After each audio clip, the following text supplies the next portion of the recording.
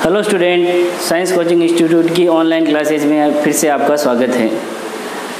अपन कक्षा 10 के गणित विषय के प्रथम अध्याय वैदिक गणित पढ़ रहे हैं। उसके अंदर अपन ने 1 से लगाकर 12 तक क्वेश्चन कर लिए हैं। 12 क्वेश्चन मैंने आपको होमवर्क में दिया था, वो अगर आपसे नहीं हुआ है तो कमेंट बॉक्स में बता देना, मैं उसको वापस बता दूंगा। आज अपन क्वेश्चन 12 से आगे बढ़ रहे हैं, क्वेश्चन नंबर 13, जिसमें भाग देना है अपने को सूत्र निकलन विधि द्वारा। इससे पहले कुछ चीज़ें बता देता हूँ। वैदिक गणित ऐसी सब्जेक्ट है, अगर आप उसको बार बार प्रैक्टिस करोगे तो बहुत ही आसान हो जाएगी आपके लिए, और गणना करना भी बहुत सरल हो जाएगा। अगर प्रैक्टिस नहीं करोगे तो ये सारे तरीके भूल जाओगे और याद भी नहीं रहेंगे। इसलिए उन तरीक़ों को बार बार प्रैक्टिस करनी है और उनको अपने यूज में लेना है बार बार, तो वो याद हो जाएंगे, वरना सारी चीज़ें भूल जाएंगे। अब स्टार्ट करते हैं आज की क्लास। सूत्र निकलन विधि द्वारा अपने को भाग करना है। भाग करने से पहले कुछ चीज़ें जान लेते हैं। जैसे मैं एक उदाहरण लेता हूँ। 15 के अंदर अपन ने 17 के अंदर अपन ने भाग दिया है 3 का। कितनी बार किया? 5 बार, और शेषफल कितना बचा? 2। तो इसमें ये क्या है? शेषफल ये होता है भागफल, ये क्या होता है? भाज्य, और ये क्या होता है? भाजक। ठीक है, भाजक, भाज्य, भागफल और शेषफल, ये चारों चीज़ें अपने को पता होनी चाहिए। अब क्वेश्चन के अंदर आते हैं। इसके अंदर भाजक क्या है? 889, और भाज्य क्या है? 1,11,034। तो इसके अंदर भाज्य को देखना है अपने को। भाज्य किसके नज़दीक आ रहा है? यानी 1000 के नज़दीक आ रहा है। तो अपने को आधार कितना लेना है इसका? 1000। यानी 1000 क्या हो गया? आधार हो गया, क्योंकि ये 889 किसके नज़दीक है? 1000 के नज़दीक है।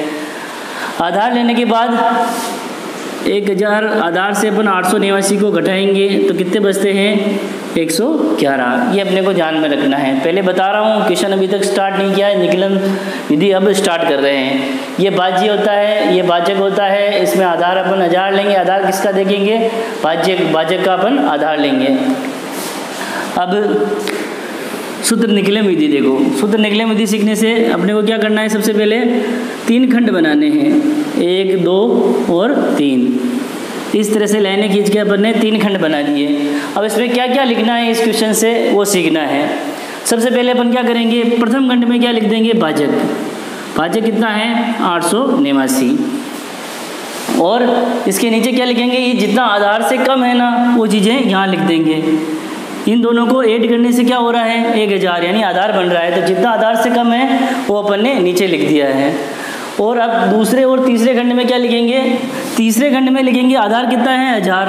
तो 1000 आधार होगा तो अपन क्या इससे भाज्य में से 3 डिजिट यहाँ लिख देंगे तीसरे खंड के अंदर, 0, 3, 4। अगर यहाँ पे आधार 100 होता तो मैं यहाँ 34 लिखता, यहाँ आधार 10 होता तो मैं यहाँ पे 4 लिखता। बाकी बची हुई चीज़ें बची हुई संख्याएँ कौन से खंड में लिखेंगे? द्वितीय खंड में। तो बचा क्या है अब? 1, 1, 1। इस तरह से लिखना है। 111 यहाँ बच गए हैं, बाकी 0, 34 तृतीय खंड में आए। यहाँ पे 3 डिजिट लिखेंगे क्योंकि आधार 1000 है। बाकी बचे हुए द्वितीय खंड में, प्रथम खंड में भाजक लिखेंगे। उसके नीचे अपने को जितना आधार से ये कम है वो माइनस करके यहाँ पर लिख देंगे। ये लिखने का तरीका रहेगा कौन सी विधि में? सूत्र निकलन विधि के अंदर अपन ऐसे 3 खंड बनाएंगे। अब क्वेश्चन सरल स्टार्ट करते हैं। देखो, सबसे पहले क्या करेंगे? ये 1 को जैसे कि जैसे जो पहली डिजिट है उसको ऐसा का ऐसे अपन नीचे लिख देंगे। 1 था तो मैंने 1 को ऐसा का ऐसे यहाँ लिख दिया। इस 1 का गुणा किससे करेंगे? 111 से। 111 से गुणा करने के बाद कहाँ लिखेंगे? यहाँ दूसरे नंबर से स्टार्ट करके 3 डिजिट तक। 1 का गुणा 111 से होगा तो 111 आएंगे। तो 1, 1 और 1 तीनों लिख दिए। पहले क्या 1 को ऐसा कैसे उतारा नीचे, यहाँ पे जो भी संख्या होगी ऐसे कैसे उतारेंगे? इसका गुणा इस संख्या से करेंगे, जितना ये आधार से कम है उस संख्या से गुणा करेंगे, और ये आगे वाली 3 डिजिट के नीचे लिखेंगे। अब इन दोनों को प्लस करके लिखना है। 1 और 1 कितना हो गया? 2। अब वापस क्या करेंगे? 2 का गुणा किससे करेंगे? 111 से। वापस अगली 3 डिजिट के नीचे लिखेंगे, यानी 2 से गुणा करेंगे 111 का क्या आ जाएगा? 2, 2 और 2, यानी 2 का गुणा हुआ 111 से 222। वापस इन तीनों डिजिट को जोड़ेंगे। यहाँ पर कितना हो गया? 1 और 1 2, 2 और 2 4। अब यहाँ पे एक संख्या पीछे बच रही है, इसके नीचे कुछ नहीं आया, तो अपन एक बार और इसको गुणा करेंगे, यानी 4 का गुणा किससे करेंगे? 111 से। 111 से गुणा किया 4 का तो क्या आ जाएगा? 444। ये कहाँ आ जाएगा? यहाँ पर 444। अब आगे कोई डिजिट नहीं बची है तो अपन क्या करेंगे? इसको यहीं रोक देंगे, ये हो गया। अब इसको अपन जोड़ लेंगे, और 4 और 4 कितने हो गए? 8। 3 2 5 और 4 9। 1 2 3 और 4 7। क्या किया? 798 और 124। तो इसमें क्या हो गया? अब 124 क्या है? भागफल, और 798 क्या है? शेषफल।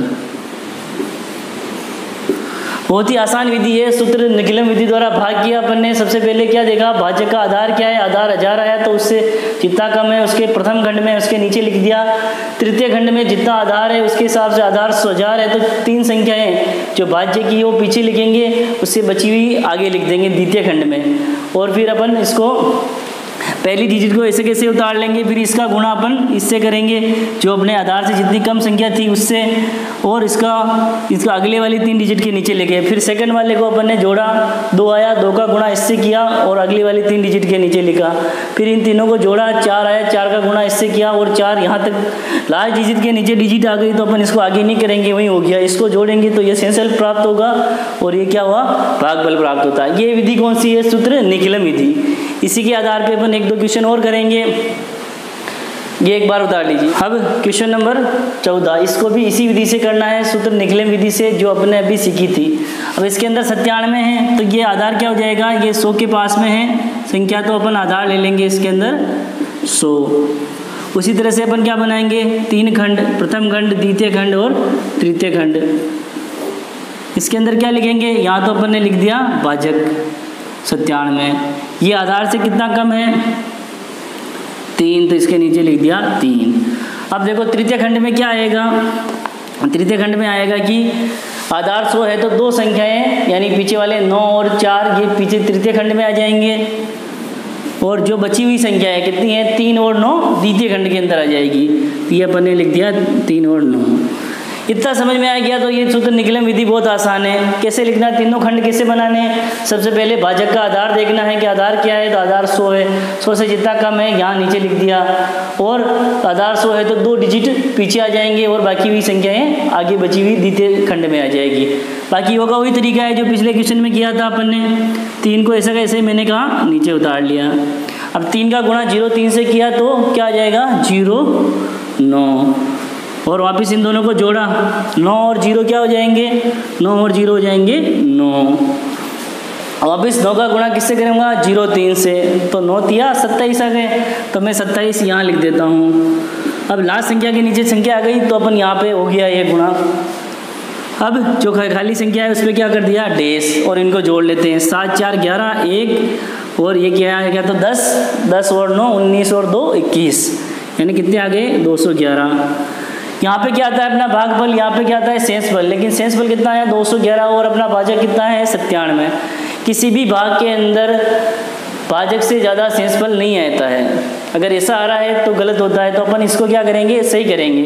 अब ये क्या करेंगे? 97 को मैं 2 से गुणा करूँ, 1 से गुणा करूँगा तो 97 आएंगे। 2 से गुणा करके देखता हूँ, 2 से गुणा करता हूँ तो आते हैं 4 और 1 18 और 19, कितने हो गए? 194। ये 211 से कम है। अगर 3 से करूँगा तो ये ज़्यादा हो जाएंगे, 2 से तो इससे ज़्यादा हो जाएंगे। तो अपन क्या करेंगे? गुणा किससे किया मैंने? 2 से, तो कितना है? 194। तो 194 तो यहाँ से मेरे को माइनस करने हैं और 2 इसके अंदर जोड़ने हैं। ऐसा क्यों किया अपन ने? क्योंकि ये 211 अपने भाजक से ज़्यादा आ गए, शेषफल भाजक से ज़्यादा नहीं आएगा, नहीं आना चाहिए, इसलिए अपन ने क्या किया? इसको गुणा करके देखा। 1 से करते 97 आते हैं, 200 तो किया तो 194, जो क्या है? 211 से कम है। 3 से करेंगे तो ज़्यादा हो जाएंगे, इसलिए अपन क्या किया? अपन ने 2 से गुणा किया, 2 इसके अंदर जोड़ा भागफल के अंदर और शेषफल से ये घटा दिया। जोड़ा तो ये कितने आ गया? 41, और इसको घटाया तो कितना आया? ये 7 और 17 आ गए। तो ये तो क्या आ गया? इसका भागफल, और ये क्या आ गया? शेषफल।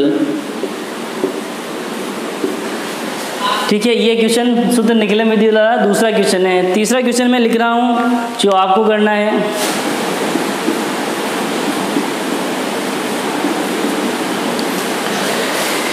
ये क्वेश्चन नंबर 15 है, जो बुक के अंदर सूत्र परावर्त्य से करने के लिए कह रखा है कि सूत्र परावर्त्य से भाग कीजिए। परावर्त्य से नहीं करके सूत्र निखिलम से होगा यह क्वेश्चन। और सेम उसी तरह से 3 खंड बनाने हैं और इसका आधार जो भी 100 आएगा जैसे उसको लेके सोल्व करना है। आप लोग करना, अगर नहीं आए तो कमेंट बॉक्स में लिखना नीचे, मैं इसको अगली क्लास में बता दूंगा। अपन इससे आगे वाली विधि पे चलते हैं, सूत्र परावर्त्य वाले से। 13,385 के अंदर 131 का भाग लगाना है। उसी तरह से इसमें भी सेम विधि है, लेकिन इसमें क्या देखो, आधार ले लिया मैंने जैसे 100, आधार है 100, 131 से पास में 100 है तो 100 ले लिया।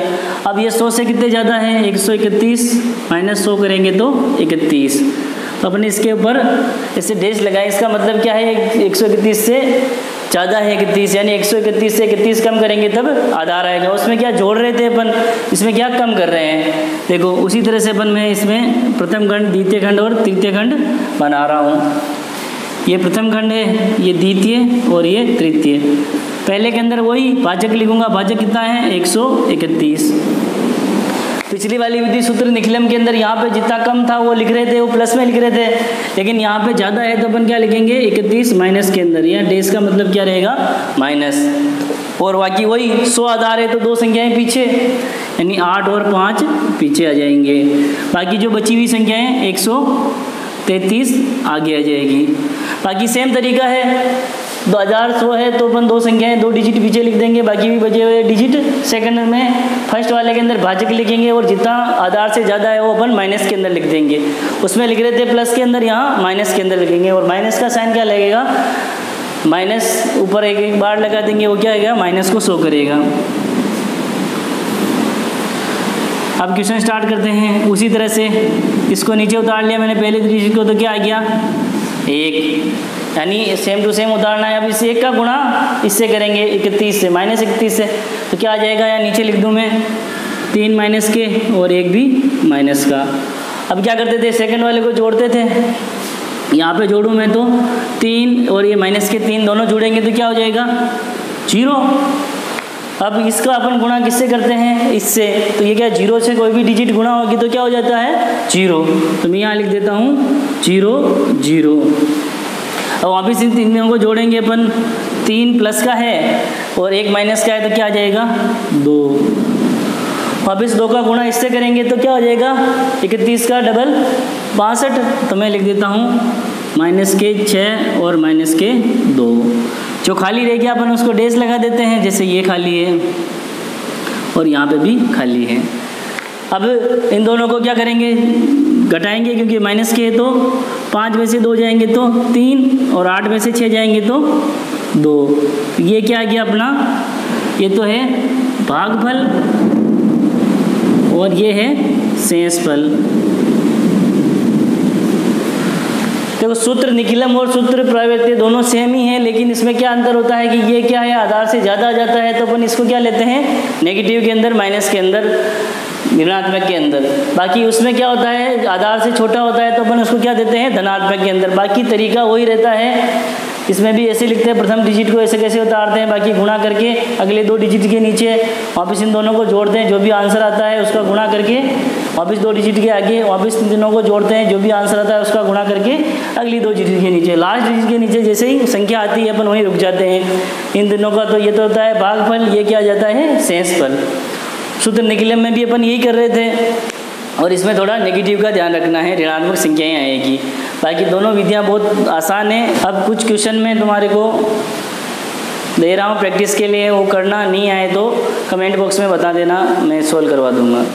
शून्यांत संख्या विधि से अपने को इसमें जोड़ करनी है, इसी विधि से शून्यांत संख्या विधि से, और इसके अंदर अपने को वैदिक विधि से क्या व्यंकलन करना है, घटाना है। ये दोनों आपकी प्रैक्टिस के लिए है। आंसर मेरे को कमेंट बॉक्स में बताना, नहीं आए तो भी कमेंट कर देना, मैं नेक्स्ट वीडियो के अंदर इसको बता दूंगा।